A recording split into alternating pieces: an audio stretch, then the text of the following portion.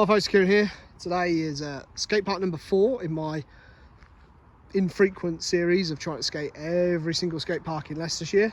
And today I'm in a little village called Walcote. It's just off the M1, and this is their skate park. You've got this quarter pipe on one side, this rainbow thing in the middle, and this massive flat bank down the back here.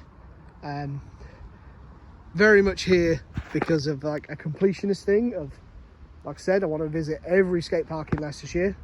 This is a skate park and it is in Leicestershire. So I'm going to try and skate it.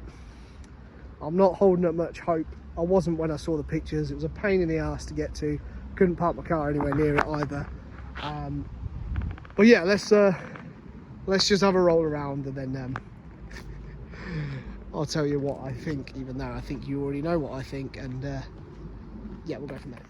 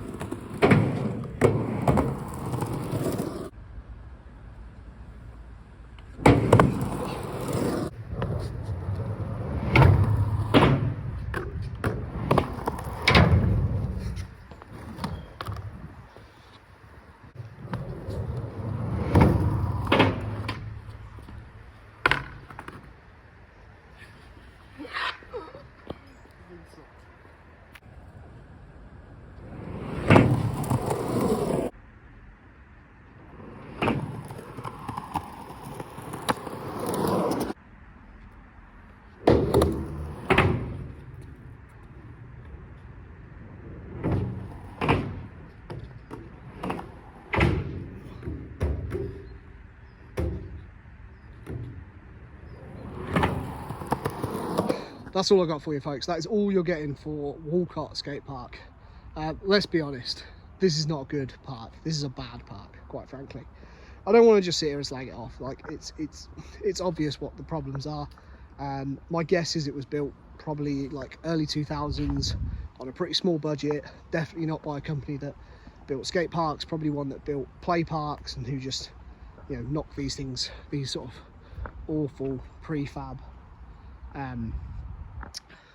ramps out, and then they've, you know, built what, to be fair, a very decent concrete base, come down, chuck these on, and then this thing has just lived here since then, and will probably just stay here until it rusts and falls apart, to the point where, you know, at some point somebody will go, oh, it's too dangerous, and tear it down.